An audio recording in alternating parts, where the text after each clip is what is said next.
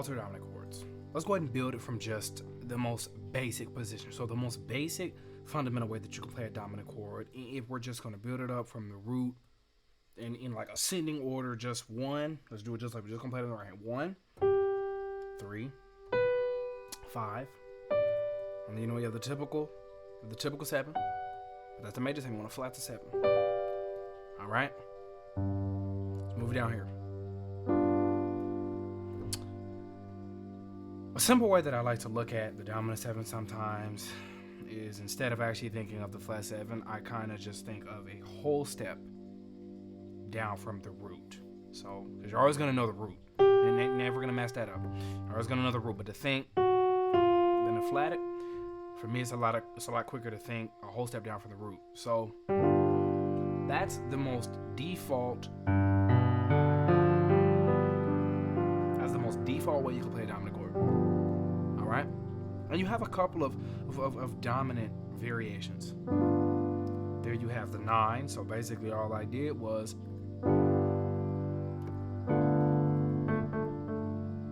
that's the 9. All right, or the 2, the second scale degree. You have the 9, and then let's say that you wanted to throw the 13 in there. That's basically the 6th scale degree, and you can go on from that. You have a lot of different type of dominant chords, but I specifically want to talk about one dominant chord variant, and it's one of my favorites. And basically, the way that you can get to it is this: go up the scale, 1, 2, 3, 4, 5, 6, flat 6, and you put a major chord on that flat 6, and guess what that gives you? A dominant 7, sharp 9, sharp 5. And this is one of my favorite chords. It's such a beautiful chord. And this is a chord that you can use to replace just your traditional dominant chord. If you don't want to just play a regular old schmegler dominant, and you want to, give it a little bit more flavor, then play this chord right here. Give it some tenseness, play this chord right here. And it's really simple, because all I'm doing is 1, the major 3rd, and the dominant 7 or the flat 7. So 1, 3, flat 7. And then all I'm doing in my right hand is just this. I'm just literally just playing an E flat major chord. That's all I'm playing, just over this. And that's how you can always play a sharp 9, sharp 5 chord. You don't have to make it super, super difficult. It's really easy. It's really easy. You can play that grip in your left hand, and you'll always be able to play that chord. Just go to the 6th scale degree and flat it. So it's basically a flat 6 major over this, over that grip, 1, 3, flat 7, and it's so beautiful. It's called an upper structure. Try it.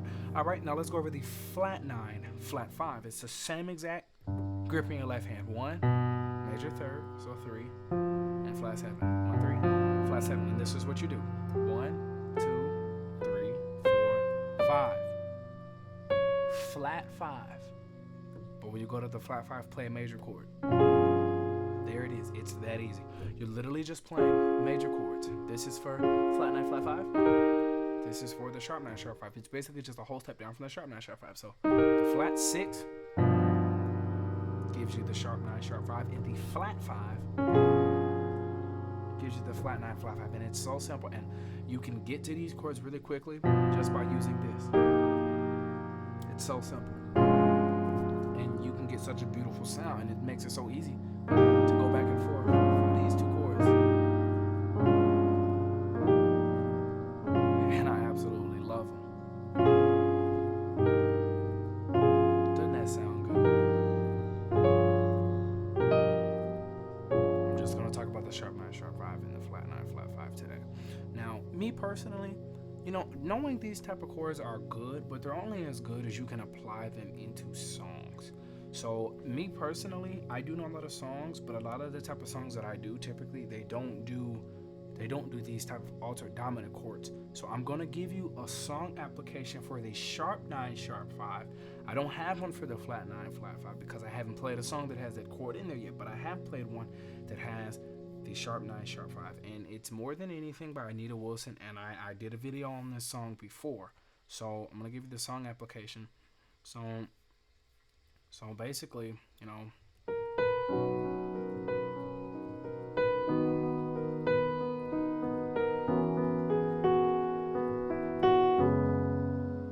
and then, you know, it goes, you reign on the throne, for you are God and God alone, because of you my cloudy days are gone. And then right here it plays it. I can sing to you this song. Alright, so that's an application that you can use the sharp 9, sharp 5 in a song.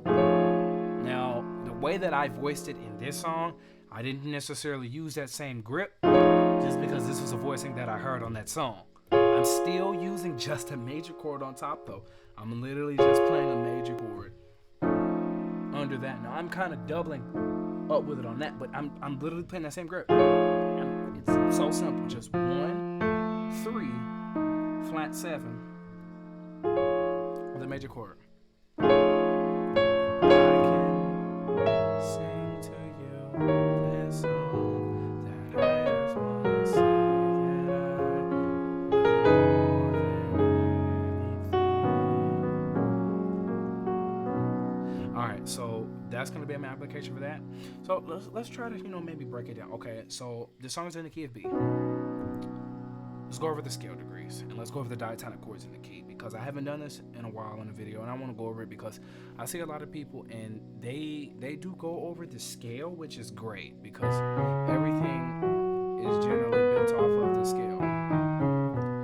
But even more important than just teaching the scale, and I learned this, shout out to Sean Wilson, and this gave me an idea to go ahead and revisit this, because I did used to do this in other videos, but I haven't done it in a while. Instead of necessarily teaching just the scale, you need to be teaching and you need to be learning your chords, because nobody wants, like Sean Wilson said, nobody wants to just play a song with just one note. So you want to learn the diatonic chords. Here we go. So you have the 1. The 1 is major.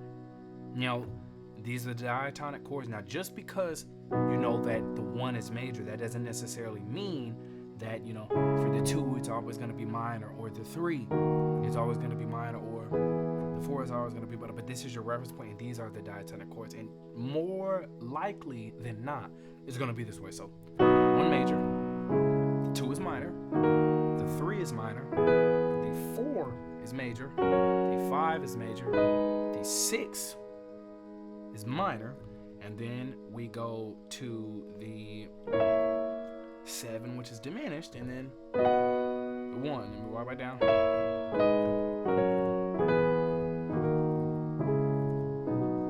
Alright, so let me give you my interpretation of this. Now, in my personal experience, a lot of songs, I'm going to give you a lot of the different options, because it took me a while to really know that it didn't always have to follow this pattern. So I'm going to give you a lot of different options here, okay?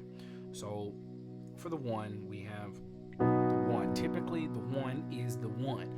But you can also sometimes have guys, like, for example, in Maverick songs, they tend to tend in between sus voices. Or this one. So the 1 could be those. The 2, now the 2 typically is a minor voicing, but the way you can look at the 2 is it's just a 4. Just a 4 major triad over the 2 bass. Alright? The 3, I hardly played minor 3s in songs. I mean, you have some songs, there are a couple of songs where I played a minor 3, but even more important than a minor 3 is you have this. A lot of the time you have a 1 chord over the 3 bass. And that's what's used in a lot of songs. When you hear the 3, you hear a more upright, happy, more exciting feel. That's because it's not a minor chord, it's a major chord, and it's a 1 over 3. All right, the 4. All right, the 4, in my experience, most of the time the 4 is going to be major. But I mean, you do have some times where you do have some. Honest, okay, no, the 4 is usually major for the most part. That's going to be your most common chord with the 4. All right, and then you have your 5 chord. All right, typically the 5 is major.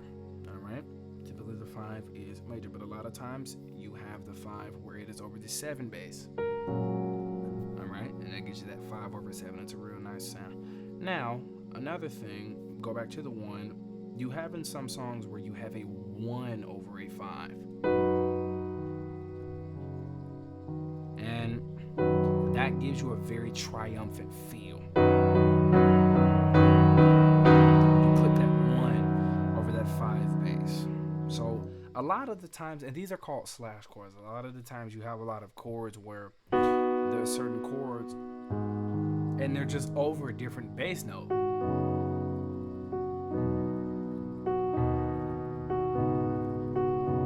You see how all of that's working?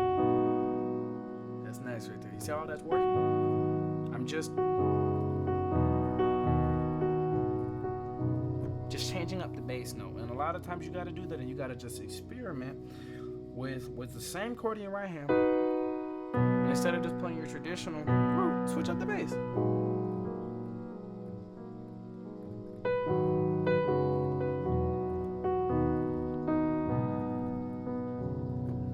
Alright, so that'll be it for this video. I hope you all enjoyed.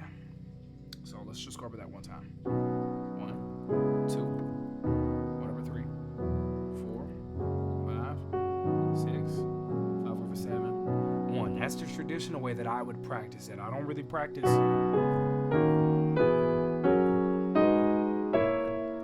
don't really practice that. I practice this.